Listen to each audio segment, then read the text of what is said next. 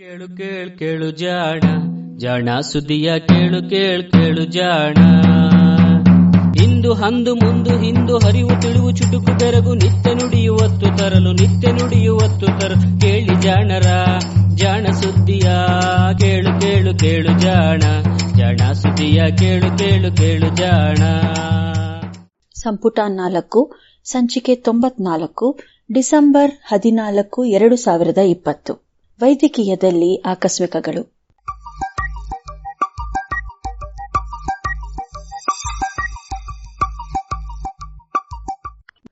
ಕವಾಟವನ್ನು ವಿನ್ಯಾಸ ಮಾಡಿದ ಹೂವಿನ ರಚನೆ ಭಾಗ 2.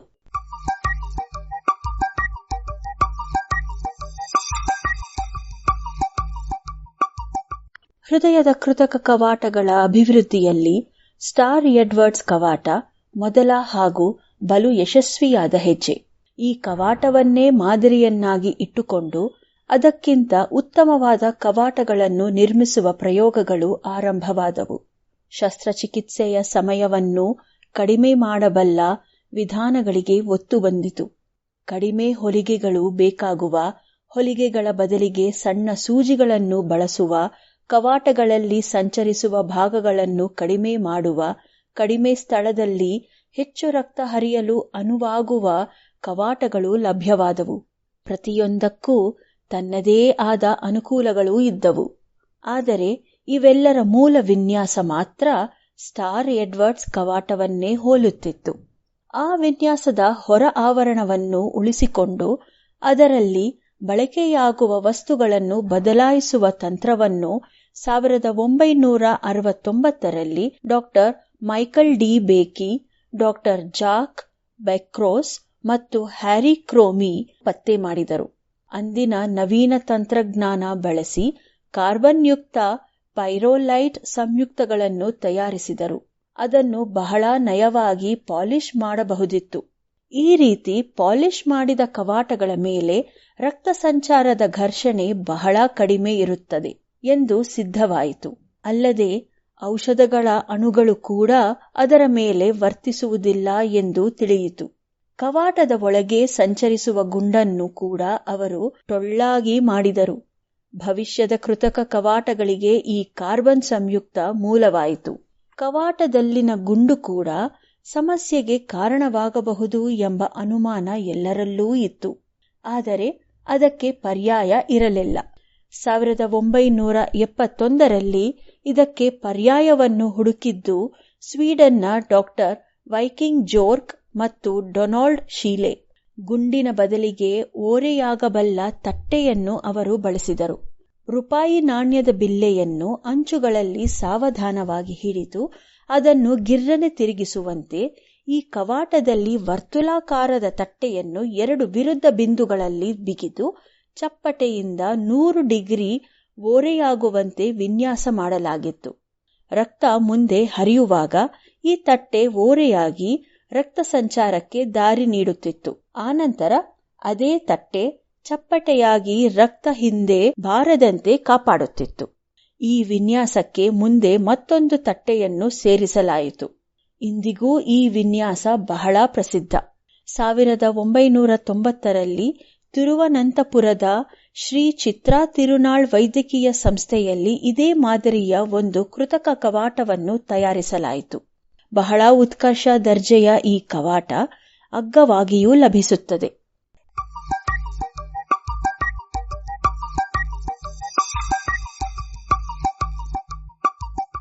ಕೃತಕ ಕವಾಟಗಳ ಸಮಸ್ಯೆ ಎಂದರೆ ಅವುಗಳಲ್ಲಿ ಬಳಸಲಾಗುವ ವಸ್ತುಗಳು. ಎಷ್ಟೇ ಉತ್ತಮ ದರ್ಜೆಯ ವಸ್ತುಗಳಾದರೂ ಅವೆಲ್ಲ ಶರೀರದ ಸಹಜ ವಸ್ತುಗಳಲ್ಲ. ಹೀಗಾಗಿ ಅವುಗಳನ್ನು ಬಹಳ ಎಚ್ಚರದಿಂದ ಕಾಪಾಡಬೇಕು. ಕೆಲವು ದಶಕಗಳ ಹಿಂದೆ ಕವಾಟದ ಗಾತ್ರವನ್ನು ಕ್ಷಕಿರಣಗಳ ಮೂಲಕ ಮೊದಲೇ ನಿರ್ಧರಿಸಿ ವಿನ್ಯಾಸಕರಿಗೆ ತಿಳಿಸಿ ಅದೇ ಗಾತ್ರದ ಕವಾಟವನ್ನು ತಯಾರಿಸಿ ಆಮೇಲೆ ಶಸ್ತ್ರಚಿಕಿತ್ಸೆ ಮಾಡಬೇಕಿತ್ತು. ಆಗ ಕವಾಟಗಳ ತುರ್ತು ಚಿಕಿತ್ಸೆ ಸಾಧ್ಯವಿರಲಿಲ್ಲ. ಈಗ ವಿವಿಧ ಗಾತ್ರಗಳ ಕವಾಟಗಳು ಲಭ್ಯವಿವೆ. ಅವನ್ನು ಶಸ್ತ್ರಚಿಕಿತ್ಸೆಯ ವೇಳೆ ಕೂರಿಸುವಾಗಲೇ ಬಹಳ ನಾಜೂಕಿನಿಂದ ಸರಿಯಾದ ಗಾತ್ರದ ಕವಾಟವನ್ನೇ ಕೂರಿಸಬೇಕು. ಆಗಾಗ ಅವುಗಳ ಪರಿಸ್ಥಿತಿಯ ಬಗ್ಗೆ ತಪಾಸಣೆ ನಡೆಸಬೇಕು. ಅವುಗಳ ಸುತ್ತ ರಕ್ತ ಹೆಪ್ಪುಗಟ್ಟದಂತೆ ರಕ್ತವನ್ನು ತೆಳುವಾಗಿ ಇಡುವ ವಾರ್ಫಾರಿನ್ ನಂತಹ ಔಷಧಗಳನ್ನು ಸೇವಿಸಬೇಕು. ಆ ಔಷಧಗಳ ಅಡ್ಡ ಪರಿಣಾಮಗಳ ಬಗ್ಗೆ ಜಾಗೃತರಾಗಿರಬೇಕು. ಒಂದು ವೇಳೆ ಕವಾಟಗಳು ಯಾವುದೇ ಕಾರಣದಿಂದ ವಿಫಲವಾದಲ್ಲಿ ಮತ್ತೊಂದು ಚಿಕಿತ್ಸೆಗೆ ಸಜ್ಜಾಗಿರಬೇಕು. ಹೀಗೆ ಕೃತಕ ಕವಾಟಗಳ ಸಫಲತೆಗೆ ಹಲವಾರು ಅಡ್ಡಿಗಳು, ನಿಬಂಧನೆಗಳು ಇವೆ. ಇವನ್ನು ಮೀರುವುದು ಸಾಧ್ಯವೇ ಎಂಬ ಪ್ರಶ್ನೆ ಎಲ್ಲರಲ್ಲೂ ಇತ್ತು. ಆ ಪ್ರಶ್ನೆಗೆ ಉತ್ತರ ಲಭಿಸಿದ್ದು ತೀರಾ ಆಕಸ್ಮಿಕವಾಗಿ. ಶರೀರಕ್ಕೆ ವಯಸ್ಸಾಗುತ್ತಿದ್ದಂತೆ ಹೃದಯದ ನೈಸರ್ಗಿಕ ಕವಾಟಗಳಲ್ಲಿ ಕ್ಯಾಲ್ಸಿಯಂ ಲವಣ ಶೇಖರಣೆಯಾಗಿ ಕವಾಟಗಳು ಪೆಡಸಾಗುತ್ತಲೇ ಇರುತ್ತವೆ. 1960ರ ದಶಕದಲ್ಲಿ ಇಂತಹ ಕ್ಯಾಲ್ಸಿಯಂ ಯುಕ್ತ ಕವಾಟಗಳ ಸಮಸ್ಯೆಗೆ ಒಂದು ವಿಶಿಷ್ಟ ಚಿಕಿತ್ಸೆ ಇತ್ತು. ಆ ಕ್ಯಾಲ್ಸಿಯಂ ಯುಕ್ತ ಕವಾಟಗಳು ಒಂದು ಕೃತಕ ಕವಾಟ ಕೂರಿಸುವಷ್ಟು ಗಂಭೀರ ಸಮಸ್ಯೆ ಅಲ್ಲ, ಆದರೆ ನಿರ್ಲಕ್ಷ್ಯ ಮಾಡುವಷ್ಟು ಸರಳವೂ ಅಲ್ಲ.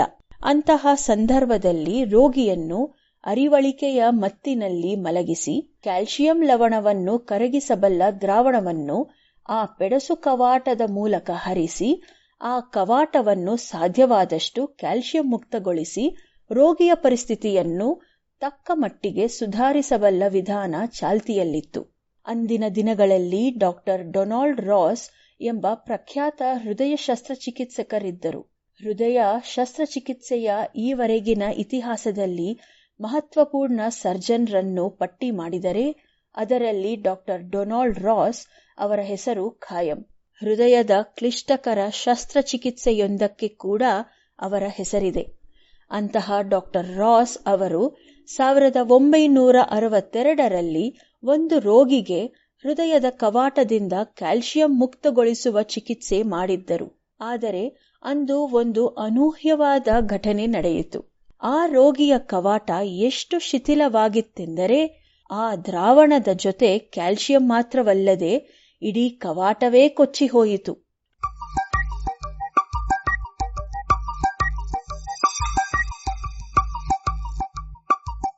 ಡಾಕ್ಟರ್ ರಾಸ್ ಅವರ ವೈದ್ಯ ಜೀವನದಲ್ಲಿ ಹಿಂದೆಂದೂ ಆ ರೀತಿಯ ಅವಘಡ ಘಟಿಸಿಯೇ ಇರಲಿಲ್ಲ.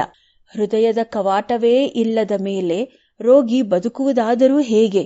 ಆಗೆಲ್ಲ ಕೃತಕ ಕವಾಟಗಳನ್ನು ತಯಾರಿಸಲು ಸಮಯ ಹಿಡಿಯುತ್ತಿತ್ತು. ಆ ಹೊತ್ತಿಗೆ ತತ್ಕ್ಷಣದ ಪರಿಹಾರವೇನು? ಕೆಲವು ಕ್ಷಣ ದಿಕ್ಕುಗಾಣದೆ ಹೋಯಿತು. ಆದರೆ ಡಾಕ್ಟರ್ ರಾಸ್ ಅವರ ತೀಕ್ಷ್ಣ ಬುದ್ಧಿಗೆ ಒಂದು ಪರಿಹಾರ ಹೊಳೆಯಿತು. ಕೆಲವು ಮೃತ ವ್ಯಕ್ತಿಗಳ ಹೃದಯಗಳನ್ನು ಅಧ್ಯಯನ ಮಾಡಲು ಆಸ್ಪತ್ರೆಯ ಪ್ರಯೋಗಾಲಯದಲ್ಲಿ ಇಡಲಾಗಿತ್ತು. ಅಂತಹ ಕೆಲವು ಹೃದಯಗಳಿಂದ ಅವುಗಳ ಕವಾಟಗಳನ್ನು ಪ್ರತ್ಯೇಕಿಸಿ ಶೈತ್ಯಾಗಾರದಲ್ಲಿ ಇಡಲಾಗಿತ್ತು.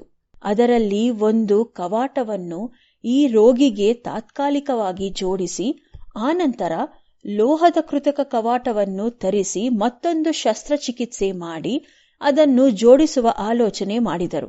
ಹೀಗೆ ಮೃತ ವ್ಯಕ್ತಿಯ ಹೃದಯದ ಕವಾಟವನ್ನು ಪಡೆದ ಆ ರೋಗಿ ಬಹಳ ಚೆನ್ನಾಗಿ ಚೇತರಿಸಿಕೊಂಡರು.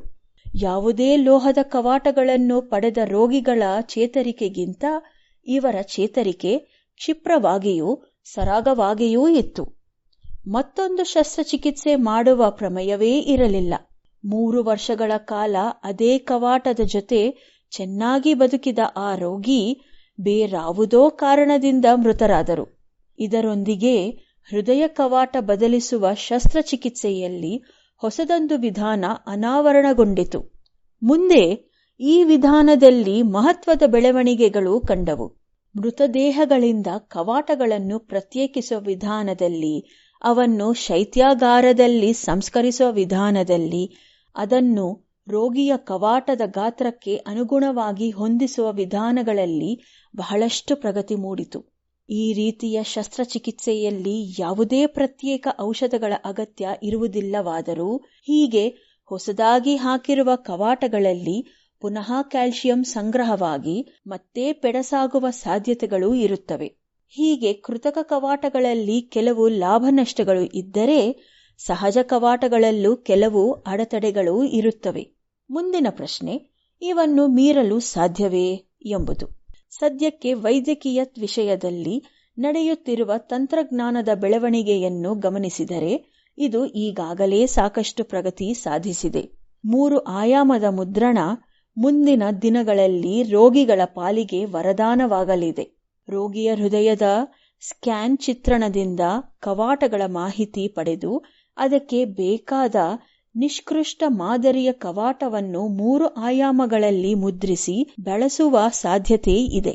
ವ್ಯಕ್ತಿಯ ಜೆನೆಟಿಕ್ ರಚನೆಯನ್ನು ಆಧರಿಸಿ ಅವರ ಶರೀರಕ್ಕೆ ಸಮಂಜಸವಾಗಿ ಒಗ್ಗುವ ಕವಾಟಗಳನ್ನು ತಯಾರಿಸಿ ಉಪಯೋಗಿಸುವ ಮಾದರಿಗಳು ಬರಲಿವೆ.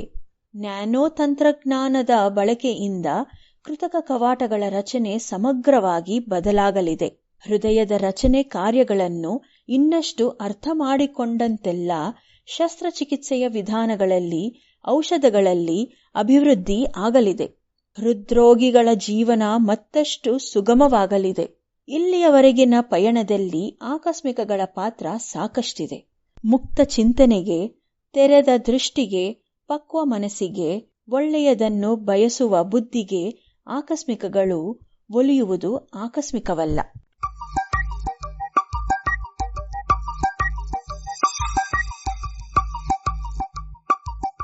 ಇದು ಇಂದಿನ ವೈದ್ಯಕೀಯದಲ್ಲಿ ಆಕಸ್ಮಿಕಗಳು. ರಚನೆ ಕಿರಣ್ ಸೂರ್ಯ, ಜಾಣಧ್ವನಿ ಅಶ್ವಿನಿ.